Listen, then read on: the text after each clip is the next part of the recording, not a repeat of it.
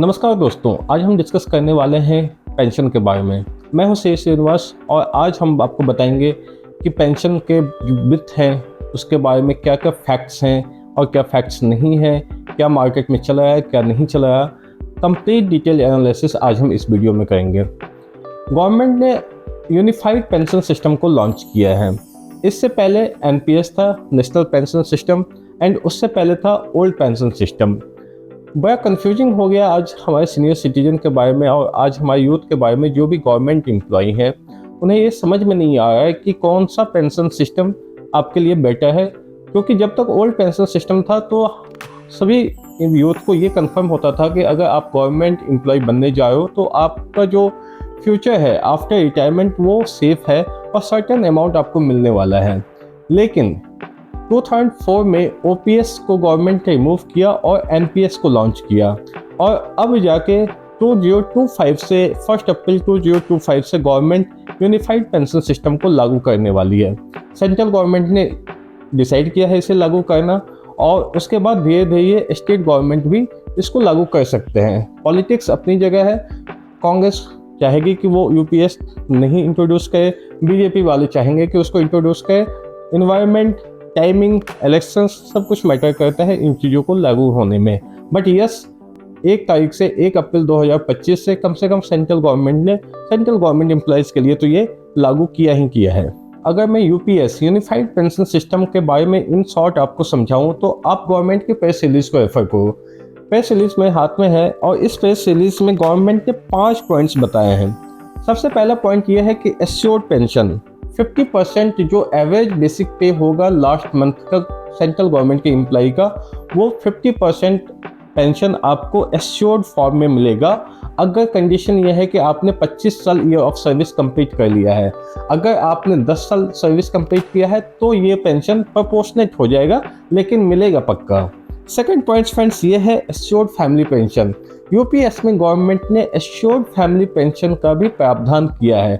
अगर आपकी डिमाइज हो जाती है, आपकी डेथ हो जाती है, तो सर्टेन आपकी डिमाइज के बाद आपकी फैमिली को, जो आप पे डिपेंडेंट है, उनको 60% ऑफ पेंशन अमाउंट ना कि सैलरी अमाउंट, ये गवर्नमेंट अब आपके डिपेंडेंट को देगी।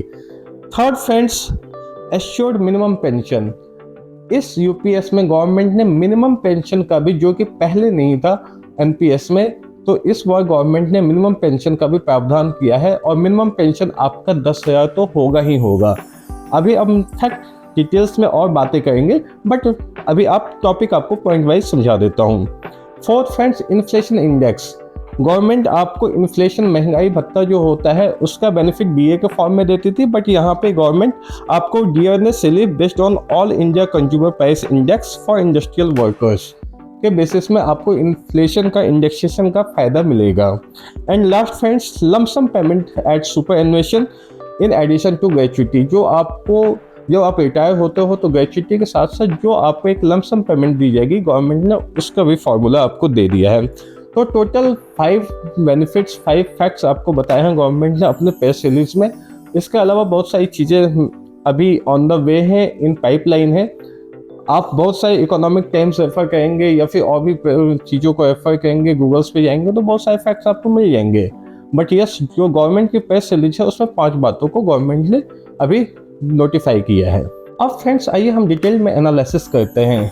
डिटेल में एनालिसिस इन बातों का कि सबसे पहले जो हमारा ओल्ड पेंशन सिस्टम था उसका फॉर्मेट क्या था, उसमें क्या फ़ायदे थे, क्या नुकसान थे। फिर एनपीएस आया 2004 में, उसमें क्या क्या फैक्ट्स थे, और उसके बाद यूनिफाइड पेंशन सिस्टम इन सब से किस तरीके से अलग है। तो सबसे पहला फ्रेंड्स हम समझते हैं कि इनका नेचर क्या था तीनों का। जो ओपीएस था उसका फ्रेंड्स डिफाइंड बेनिफिट प्लान था, मीन्स कि आपने कोई कंट्रीब्यूशन नहीं करना। आपकी जो लास्ट ड्रॉन सैलरी है, आपके रिटायरमेंट के टाइम पे जो आपकी लास्ट वाली सैलरी थी मंथली, उसके बेसिस पे आपका पेंशन डिसाइड होता था और वो पेंशन आपको मिलता था based on your number of service completed. Since old pension system में गवर्नमेंट पे सारा कॉस्ट बर्डन था, इसलिए गवर्नमेंट के लिए या उनके बजट के लिए या ओल्ड पेंशन सिस्टम काफ़ी हैवी कॉस्ट इनकर करता है। इसलिए 2004 में जो गवर्नमेंट थी उन्होंने कमिटी के एनालिसिस के थ्रू ये डिसाइड किया कि हम ओल्ड पेंशन सिस्टम को रिमूव करेंगे और एनपीएस सिस्टम को हम लेंगे। एनपीएस सिस्टम ये होता है कि यहाँ पे defined contribution and defined benefit, not defined benefit, only defined contribution. Means कि यहाँ पे गवर्नमेंट भी आपको कॉन्ट्रीब्यूशन डालती थी और आपसे भी कॉन्ट्रीब्यूशन एम्प्लॉय से भी लेती थी, और जो कॉर्पस जमा होता था उसे मार्केट में इन्वेस्ट किया जाता था, और जो मार्केट से लिंक्ड रिटर्न्स होते थे वो पेंशन के फॉर्म में आपको आफ्टर रिटायरमेंट प्रोवाइड किया जाता था। इसके बाद गवर्नमेंट ने अब जाके लास्ट वीक में यूनिफाइड यूनियंस वाले थे या जो हमारे बहुत सारे एम्प्लॉय थे, उन्होंने एनपीएस का काफ़ी विरोध किया। एनपीएस का विरोध का मेन फैक्ट आप ये समझ लीजिए एक लाइन में कि जो एनपीएस में आपको पेंशन मिल रहा था, कहने को तो वो मार्केट से लिंक था, लेकिन वहाँ पे आपको काफ़ी कम पेंशन मिल रहा था in the comparison of old pension system. क्योंकि देखो, जब ये स्टॉक मार्केट से लिंक होते हैं तो ये मार्केट अप भी हो सकती है, डाउन भी हो सकती है, तो यहाँ पे कोई गारंटी नहीं है। जब एनपीएस लॉन्च किया गया था तब तो ये स्टॉक मार्केट जब अप था, ये जब यह इकोनॉमी बूम में थी तब लॉन्च किया गया था, लेकिन इकोनॉमी स्लो डाउन भी होती है। आपको पता होगा उसके बाद कोविड जैसे फेजेस भी आए हैं, और जब कोविड जैसे फेजेस होते हैं तो इकोनॉमिक क्राइसिस होती है, इकोनॉमिक मार्केट डाउन जाती है, और जब ऐसे सिचुएशंस होती है तो आपका पेंशन का अमाउंट लोगों को काफ़ी कम मिला, और जब ये कम अमाउंट मिला तो गवर्नमेंट तो एम्प्लॉय के लिए काफ़ी पेन हुआ, और उसके वजह से एजिटेशन स्टार्ट हुआ, और तब लोगों ने मांग की ओल्ड पेंशन सिस्टम की। गवर्नमेंट ने दोबारा ओल्ड पेंशन सिस्टम को इंट्रोड्यूस नहीं किया, क्योंकि ओल्ड पेंशन सिस्टम में जो कंट्रीब्यूशन होता है वो एम्प्लॉय नहीं करते, सारा का सारा कॉस्ट गवर्नमेंट के बर्डन पे ही होता है। तो इस वजह से चूंकि वहाँ कॉस्ट ज़्यादा थी, इसलिए गवर्नमेंट ने ना तो ओल्ड पेंशन सिस्टम को इंट्रोड्यूस किया दोबारा से, और एनपीएस को रिप्लेस करके या एनपीएस के साथ साथ उन्होंने एक इन दोनों का हाइब्रिड निकाला, और that is called unified pension system, जहाँ पे कि ये कहें कि हम अपना भी कंट्रीब्यूशन देंगे, आपसे भी कंट्रीब्यूशन लेंगे, और आपको एक एश्योर्ड पेंशन अमाउंट देंगे जो कि आपको ओल्ड पेंशन सिस्टम में जैसे कि मिलता था। Second difference friends, as per slide आप देख रहे हैं, पेंशन पेमेंट बेसिस।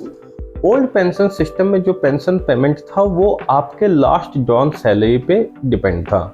मीन्स कि आप देखिए, कोई भी एम्प्लॉय जब अपने लास्ट फेज में होता है ना, तो उसकी सैलरी सबसे हाईएस्ट होती है उसकी लाइफ की।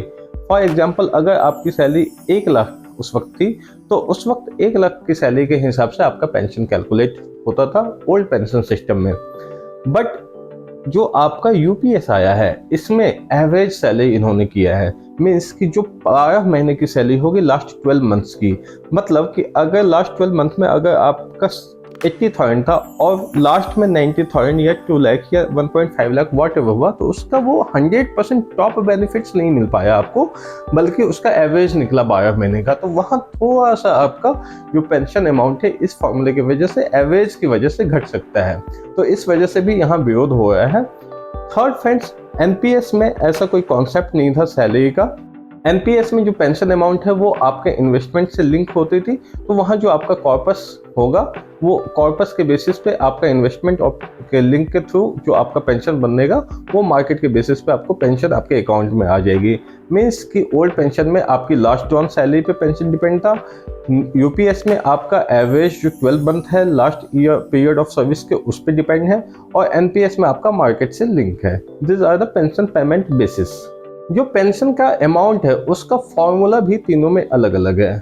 जो ओल्ड पेंशन सिस्टम था उसमें जो फॉर्मूला था वो था 50% of the last drawn salary plus DA. ये इस तरीके से आपका पेंशन कैलकुलेट होता था। जबकि एनपीएस में 60% जो आपका कॉर्पस जमा हुआ वो लमसम अमाउंट आफ्टर रिटायरमेंट मिल जाता था, एंड बैलेंस 40% आपका एन्युटी में इन्वेस्ट होता था और वो एन्युटी के फॉर्म में मिलता था। और यूपीएस में लास्ट ड्रॉन सैलरी ना करके वहाँ पे average of the last 12 month salary plus DA और उसका 50% आपको एज ए पेंशन मिलेगा। नेक्स्ट, इसको एक एग्जांपल से समझते हैं फ्रेंड्स। स्लाइड्स में आप देखिए, एग्जांपल आपको ये डिस्प्ले हो रहा है। लेट्स से कि एक एम्प्लॉय है 42 ईयर्स के और उसकी एनुअल सैलरी 9 लाख रुपीज़ है, जिसका कि बेसिक पे 7,80,000 है। तो यूनिफाइड पेंशन सिस्टम में जो हमारा पेंशन निकलेगा वो इस तरीके से निकलेगा। 7,80,000 डिवाइडेड बाई 12 करेंगे तो 65,000 पर मंथ की सैलरी हो गई, दैट इज बेसिक पे। तो जो पेंशन का अमाउंट होगा that will be 50% of the basic and DA means यहाँ पे 50% ऑफ द 65,000 मीन्स 32,500 रुपये पर मंथ आपको पेंशन मिलेगा। इसी को ओपीएस में अगर हम देखें तो 7,80,000 डिवाइडेड बाई 12 अगर मैं एग्जाम्पल के लिए करता हूँ तो 65,000 per month last dog salary, example के लिए इसे समझते हैं कि 65,000 रुपये लास्ट मंथ की सैलरी थी। तो 65,000 का 50% for the number of years completed into 65,000 into 50% into 18 years, तो आपका पेंशन निकल के आएगा total 5,85,000 divided by 12, that will be 48750 per month. तो इस एग्जाम्पल से ही आपको क्लियर हो जाता है कि यूनिफाइड पेंशन सिस्टम में आपका पेंशन कम आ रहा है जबकि ओल्ड पेंशन सिस्टम में आपका पेंशन ज़्यादा आ रहा है। तो यहाँ से आप समझ सकते हैं कि लड़ाई किस बात की होगी, ओल्ड पेंशन सिस्टम को लोग लागू क्यों करवाना चाहते हैं। अगर इसी को एनपीएस में समझें तो एनपीएस में देखिए कॉन्ट्रीब्यूशन 7,80,000 का 10% 78,000 होता है। Return on investment 8% per annum assume करते हैं एंड एन्युटी रेट अगर आपका 6% पर एनम है तो फॉर्मूले के हिसाब से आपका जो कॉर्पस डेवलप होगा वो 6.9 मिलियन का होगा at the end of your retirement. तो यहाँ पे इस फॉर्मूले के थ्रू मंथली पेंशन जो आएगी वो 18,400 रुपीज़ पर मंथ के हिसाब से आएगी। तो आप ये समझ सकते हैं कि एनपीएस में आपका या इससे कम भी आ सकती है अगर ये 6% का परसेंटेज वैरी होता है तो यहाँ पे आप देखेंगे अगर तीनों का कंपैरेटिव एनालिसिस करें तो एनपीएस में सबसे कम पेंशन निकल के आता है, इसलिए लोग एनपीएस का विरोध भी कर रहे हैं। फ्रेंड्स, ये तो रहा एग्जाम्पल, बट आप इनफैक्ट अगर आप जाके चेक करेंगे तो बहुत सारे एग्जाम्पल्स ऐसे भी आए हैं जहाँ में कि आपको हिमाचल का एग्जाम्पल दूँ या बहुत सी ऐसी जगहों के एग्जाम्पल्स हैं जहाँ पे कि लोगों ने सिर्फ 1,000 या 2,000 रुपये एनपीएस में as a pension amount receive किया है। तो आपको पता होगा कि इस 1,000-2,000 में आजकल कुछ होने वाला है नहीं और तभी लोग एनपीएस से फ्रस्ट्रेट हैं। फिफ्थ फ्रेंड्स, यूपीएस में एक सबसे अच्छी बात इंट्रोड्यूस की गई है मिनिमम पेंशन का कॉन्सेप्ट। मीन्स कि आपको 10,000 रुपये का तो मिनिमम पेंशन मिलेगा ही मिलेगा। मीन्स अगर आप फॉर्मूले के हिसाब से चलो और अगर फॉर्मूले के हिसाब से अगर आपका पेंशन 9,000 या 8,000 भी आ रहा है जो कि लोअर ग्रेड एम्प्लॉय का हो सकता है, तो भी उस केस में उस लोअर ग्रेड एम्प्लॉय के इंटरेस्ट को सेफ गार्ड करने के लिए भी गवर्नमेंट ने 10,000 का एक बेंचमार्क सेट किया है कि भाई हम आपको 10,000 का तो मिनिमम पेंशन देंगे ही देंगे। ये कॉन्सेप्ट आपका अभी तक एनपीएस में नहीं था और ये कॉन्सेप्ट आपका ओपीएस में भी नहीं था। ओपीएस में हालांकि इसकी जरूरत ही नहीं थी क्योंकि वहाँ कॉन्सेप्ट ही अलग थे। वहाँ पे मिनिमम आपके लास्ट जॉन सैलरी के बेसिस पे जो आपको मिलता है वो मिलता ही था और वो हमेशा आपका एक ठीक ठाक अमाउंट होता था। बट हाँ, ये यूनिफाइड पेंशन सिस्टम में इस बात की तारीफ होनी चाहिए कि यहाँ पे आपको 10,000 का मिनिमम सपोर्ट पेंशन अमाउंट दिया गया है। अब फ्रेंड्स आइए समझते हैं स्लाइड्स के थ्रू कि कंट्रीब्यूशन का कितना कॉन्सेप्ट है, क्या कॉन्सेप्ट है और तीनों के केस में क्या क्या होगा। ओल्ड पेंशन सिस्टम में जो कंट्रीब्यूशन होगा वो कंट्रीब्यूशन एम्प्लॉय का ना हो कि सिर्फ गवर्नमेंट का होता था और वहाँ पे फुल कॉस्ट गवर्नमेंट इनकर करती थी। एनपीएस में जो एम्प्लॉय का कंट्रीब्यूशन है वो 10% of basic plus DA. NPS में जो एम्प्लॉय का कंट्रीब्यूशन होगा वो 10% ऑफ बेसिक प्लस डीए होगा एंड गवर्नमेंट जो कंट्रीब्यूट करती थी एनपीएस में वो 14% का कंट्रीब्यूशन देती थी। यूपीएस में employ contribution same 10% of basic plus DA है, बट यहाँ गवर्नमेंट ने अपना कंट्रीब्यूशन बढ़ाया है एंड दैट इज 18.5% और इस बात के लिए भी यूपीएस की तारीफ होनी चाहिए। नेक्स्ट समझते हैं इन्फ्लेशन लिंकिंग। फ्रेंड्स, तीनों की कंपैरेटिव एनालिसिस आपके लिए स्लाइड्स पे है। ओल्ड पेंशन सिस्टम में इन्फ्लेशन का जो बेनिफिट था डीए हाइक करके गवर्नमेंट आपको देती थी। जब भी महंगाई होती है तो गवर्नमेंट महंगाई भत्ता बढ़ाती है और अकॉर्डिंगली आपका पेंशन अमाउंट बढ़ता था। एनपीएस में गवर्नमेंट की तरफ से कोई भी आपको इन्फ्लेशन का बेनिफिट नहीं दिया जाता था। हाँ, अगर इकोनॉमी बूम में रहेगी, क्योंकि ये मार्केट से लिंक था, तो अगर इकोनॉमी बूम में होगी तो आपका पेंशन अमाउंट बढ़ेगा। इकोनॉमी बूम में नहीं होगी, डाउनफॉल होगी, बियरिश होगी, तो आपका पेंशन अमाउंट कम होगा। यूनिफाइड पेंशन सिस्टम में इस चीज़ को कंटिन्यू किया गया है और यहाँ पे भी आपको इन्फ्लेशन का बेनिफिट दिया जा रहा है और यहाँ इन्फ्लेशन का बेनिफिट आपको all India consumer price index के थ्रू आपको आने वाले टाइम में मिलेगा। अब समझते हैं tax benefit under different pension scheme. Friends, old pension system में चूंकि एम्प्लॉय कंट्रीब्यूशन था ही नहीं, इसलिए वहाँ पे कोई tax benefit on employ contribution का स्कोप नहीं है। बट हाँ, एनपीएस में टैक्स बेनिफिट मिलता था ऑन एम्प्लॉय कंट्रीब्यूशन और अंडर सेक्शन 80C 1.5 लाख के अंदर आपको एम्प्लॉय का कंट्रीब्यूशन मिलता था और अलग से सेक्शन 80CCD1B में 50,000 का एडिशनल कंट्रीब्यूशन दिया जाता था।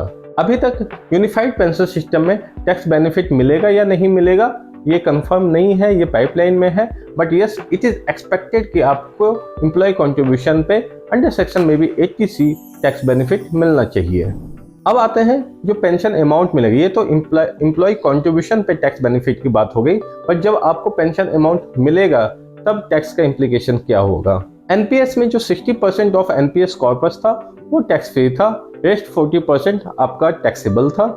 यूनिफाइड पेंशन सिस्टम में पेंशन अमाउंट पे टैक्स लगेगा या नहीं लगेगा ये अभी क्लियर नहीं है, ये अभी वेटेड है। So this are the whole comparative analysis about the NPS, OPS and UPS. इसके अलावा फ्रेंड्स यूपीएस में एक दो चीज़ें और भी इंट्रोड्यूस की गई हैं कि जैसे कि आपका 25 ईयर ऑफ सर्विस होना चाहिए अगर आप यूपीएस के लिए इंटाइटल होना चाहते हैं। तो अगर 10 ईयर ऑफ सर्विस आपका हो गया है तो भी आपको प्रोपोर्शनेट बेनिफिट मिलेगा, और अगर आपका पेंशन अमाउंट कम भी फॉर्मूले के थ्रू निकलता है तो भी आपको मिनिमम पेंशन अमाउंट 10,000 तो मिलेगा ही मिलेगा। इसके अलावा आपकी डिमाइज पे भी फैमिली पेंशन का कॉन्सेप्ट यहाँ लागू किया गया है यूनिफाइड पेंशन सिस्टम में। सो आप हमें कमेंट बॉक्स में ये भी बता सकते हैं कि आपके हिसाब से कौन सा पेंशन स्कीम बेनिफिशियल है, कौन सा नहीं है। Thank you friends, hope you like this video. Do subscribe and press the bell icon. Thank you so much.